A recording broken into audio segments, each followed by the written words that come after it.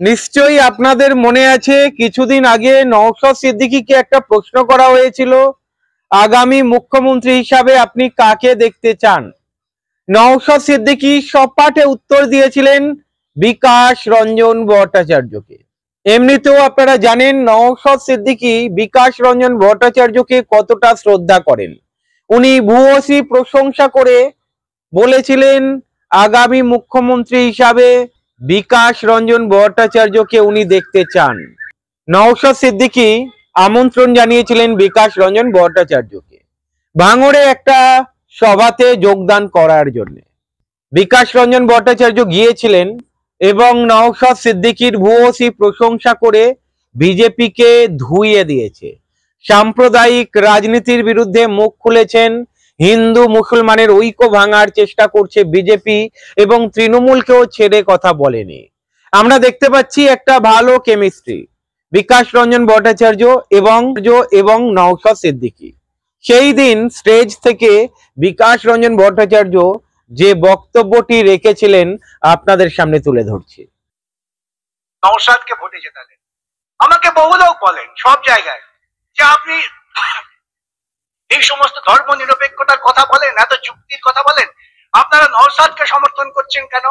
আমি নওশাদকে সমর্থন করছি এই জন্যেই যে নওশাদ অন্তত পক্ষে এই কথা মঞ্চে দাঁড়িয়ে বলে না যে আমি যে ধর্ম মনে করি সেটাই শ্রেষ্ঠ, অন্য যে ধর্ম মনে করে সেটা বাতিল করো, এই বলে ধর্মীয় বিদ্বেষ তৈরি করে না।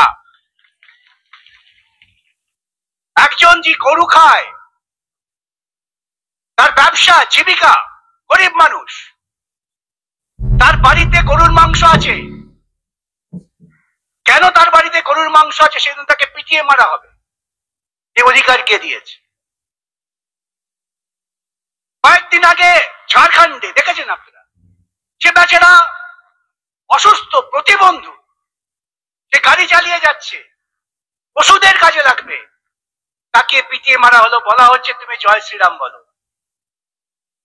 এই যে একটা মতবাদ আরেকটা মতবাদের উপর চাপিয়ে দেওয়ার আরএসএস এর পরিকল্পনা, যা বিজেপি এবং তৃণমূল খুব সূক্ষ্মভাবে করে যাচ্ছে। বিজেপি করছে বোকার মতো আর তৃণমূল করছে খুব সূক্ষ্মভাবে, যাতে আপনারা বুঝতে না পারেন।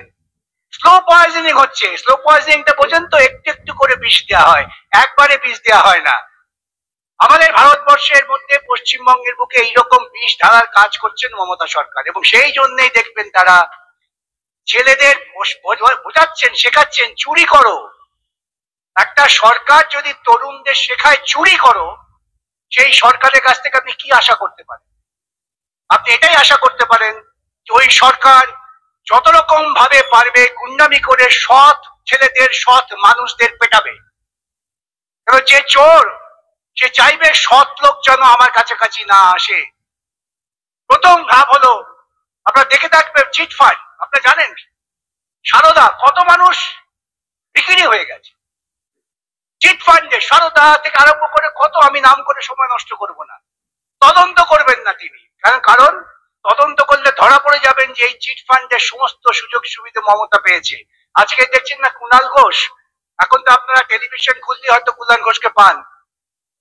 কুণাল ঘোষকে ধরা হয়েছিল এই সারদা চিট ফান্ডের একজন অন্যতম প্রচারক হিসেবে, যে মমতার হয়ে প্রচার করতো সারাদিন। যে চিট ফান্ডের টাকায় মমতা নিজেকে সততার প্রতীক বলতো। আপনারা বুঝে গেছেন। আজকে আমার পশ্চিমবঙ্গের গোটা শিক্ষা ব্যবস্থাটাকে ভেঙে চুরে তছনছ করে দিয়েছে। আর কি হচ্ছে? প্রাইভেট স্কুল হচ্ছে। আপনাদের ভাঙড় অঞ্চলে দেখবেন নতুন বাড়ি করে প্রাইভেট স্কুল হয়েছে। গরিব ঘরের ছেলে মেয়েরা লেখাপড়া করতে পারবে না। এটাই হচ্ছে মমতার পরিকল্পনা। তাহলে তুমি কি করবে? তুমি ডাকাতি করো, গুন্ডামি করো, বদমাইশি করো, তুমি আমার দলে এসো। আমার দলে থাকলে তুমি সুরক্ষা পাবে। নওশাদের দলে গেলে পরে, সিপিএম করলে পরে তোমার বিরুদ্ধে পুলিশ রুখে দাঁড়াবে। আমি এ প্রসঙ্গে পুলিশ ভাইদের বলতে চাই, ভাই আপনি চাকরি করেন, জনগণের করের টাকায় আপনার বেতন হয়। আপনার বেতনটা ওই মমতার গুন্ডা বাহিনী দেয় না, আরাবুল বাহিনী, কাইজার বাহিনী আপনাকে বেতন দেয় না। আপনাকে আমরা জনগণ কর দিয়ে বাঁচিয়ে রেখেছি। আইন মেনে কাজ করুন। আইন যদি আমার বিরুদ্ধে যায় ব্যবস্থা নিন, কিন্তু উর্দির আড়ালে আপনি আইনটাকে অপব্যবহার করবেন সাধারণ মানুষের বিরুদ্ধে এবং ওদের আড়াল করবেন, ফল ভালো হবে না, কেউ বাঁচাতে পারবে না।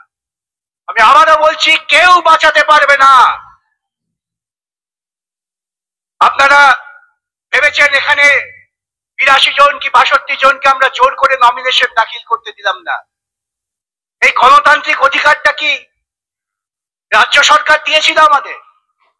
এই গণতান্ত্রিক অধিকার কি আমাদের তৃণমূলের লোকেরা দিয়েছিল?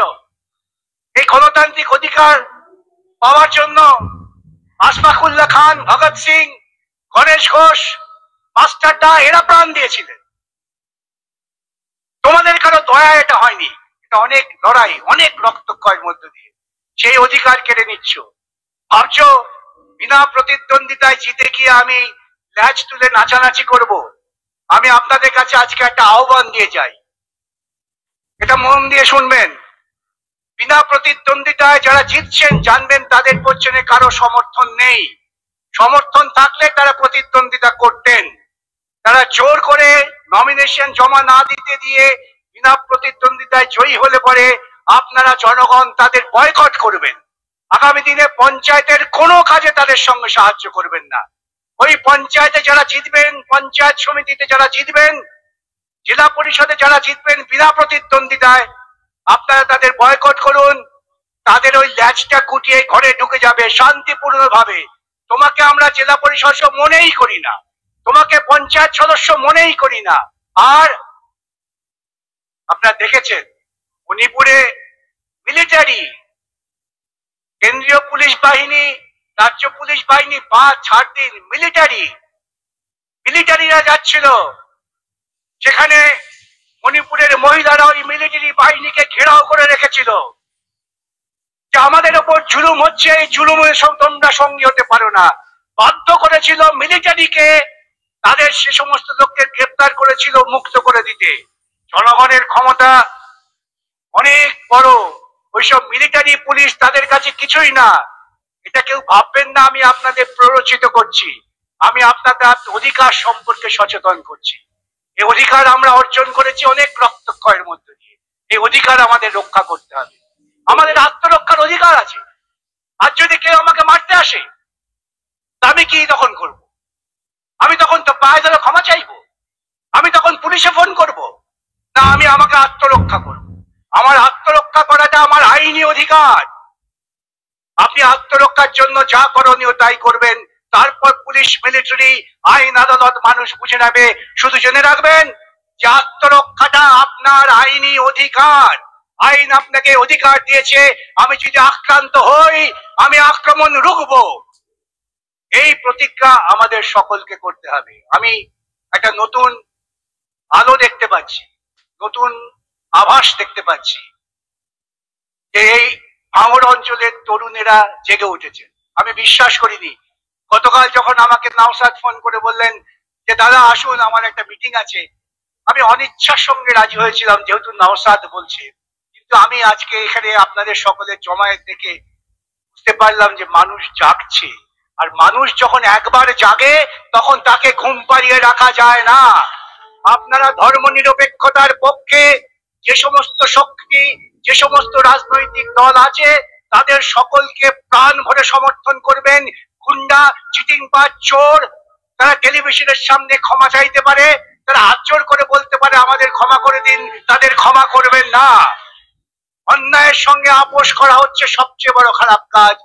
অন্যায়ের সঙ্গে আপোষ করে আপনি শান্তিতে ঘুমোতে পারবেন না। আপনি শান্তিতে ঘুমোতে পারবেন যখন আপনি ঘুমোতে গিয়ে ভাববেন আমি অন্যায়ের সঙ্গে লড়াই করেছি, অন্যায়কে মাথা পেতে গ্রহণ করিনি। পুলিশ, মিলিটারি পালিয়ে যাবে আপনার ওই চেতনার সামনে। যেমন মিলিটারি দিয়ে ওই মাস্টারদার নেতৃত্বে 5 জন তরুণ 25-26 বছরের ছেলেরা লড়াই করেছিল,